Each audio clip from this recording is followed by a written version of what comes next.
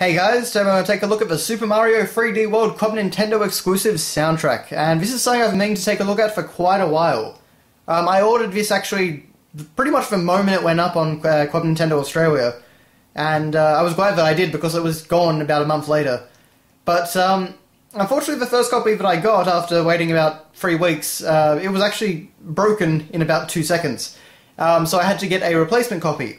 And then after a month, that replacement copy never arrived, so I had to get onto the company again. And then after about a week, I had this copy that you see right before me. But yeah, so it was a bit of an episode with this, but I did finally get it, and just been waiting to show this one off for a while.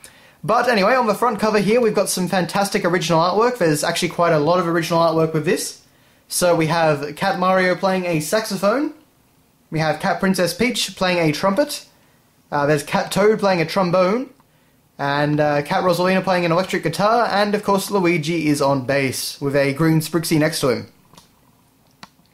Now there's actually a lot of kind of shiny silver on here. So we've got the Nintendo logo and Club Nintendo logos up there, and then we've got the Super Mario 3D World, original soundtrack performed by the Mario 3D World Big Band. Information down there.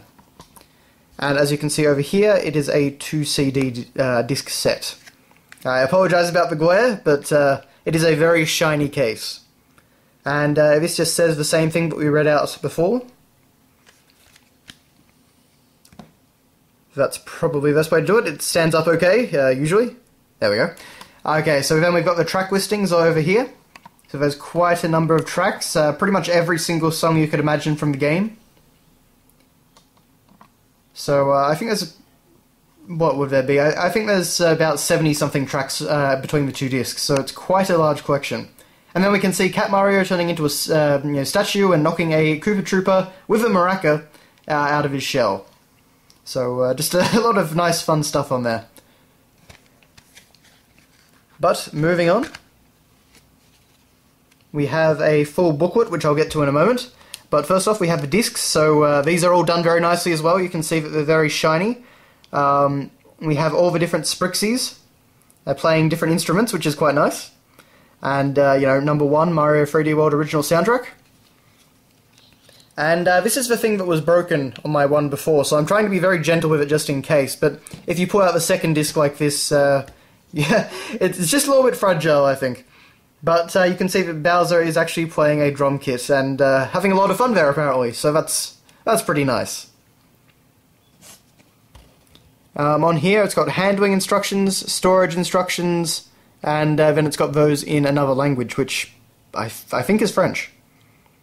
But yes, so just tells you how to handle it, how to handle a disc, I guess, if you've never handled a disc before. But that's all that. Now I just need to get this out, and of course it's one of these traditional CD manuals. Just got to be gentle there. Okay. So, here's, of course, the front cover again, and it's actually kind of, what would you say, embossed. It comes off the page slightly, you can feel it. But inside we have a full colour, I was about to say full 3D world, full colour manual, and there's Cat Mario putting away his saxophone. Say hello to Cat Mario. In his new guise, he can bounce around the courses, scamper up walls, and cling on walls. The game's soundtrack features a whole host of fun, energetic tracks that give Mario a new spring in his step as he explores the exciting 3D world. You'll find familiar tunes from the series, such as the athletic theme, reworked in new and exciting ways. Get ready to enjoy a Super Mario soundtrack with a difference. And it is very different to most Mario soundtracks, but it still feels very, very... It's got an air of familiarity, I guess is the best way to put it. But over here we've got some artwork of Toad coming out of a clear pipe with some birds. And, of course, we've got the characters holding their different instruments. Now, this is really neat. So, basically, every single song on the soundtrack has a little, paragraph written about it. So, let's take Shifty Boo Mansion here. So, a slightly plaintive violin melody is just perfect for a haunted house, don't you think? There's something about that sound that can send a chill down your spine. As graphics have improved and the action... the haunted house has gotten more immersive, we found there was no need to make the music too scary or over the top. We opted instead for a bright, dynamic performance from the orchestra. So you get that on every single song, and it's really fun to read, if you enjoy that sort of thing anyway.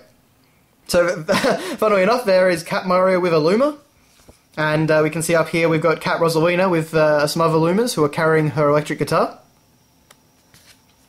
Over here we've got some more artwork, so we've got Kamek, who's actually riding a trumpet, which is interesting. And of course we've got Bowser, who is now wheeling his drum kit around. And of course we continue all the descriptions. So just actually out of interest, let's see. The Great Tower Showdown 2. Let's just read a few of these. So, this is the final boss theme, of course, so this forms one single musical theme together with the previous track. There's a huge variety of instruments used on the game's soundtrack. To get across the garishness of Bowser World, we made full use of the electric guitar here. The music swells as Mario ascends the Great Tower. So just kind of fun and interesting things about how they approached the music. We get actually some more artwork up here. It's kind of like a combination of the previous artwork we saw. Except now we have a, what's that, a Hammer Brother, I think, with some cymbals down there. So that's kind of fun. Down here we have one of those little Spike guys, who's actually a conductor, apparently. That's quite a shift in profession from the game. And then we have a wonderful full-colour spread of all these different characters playing instruments. And, okay, let's see here. So we've got the Spritzies sprinkled throughout. We have Captain Toad with maracas. We have a Boo with a triangle, which just looks hilarious to me. We have Boom Boom and Pom Pom, which are playing the xylophone together.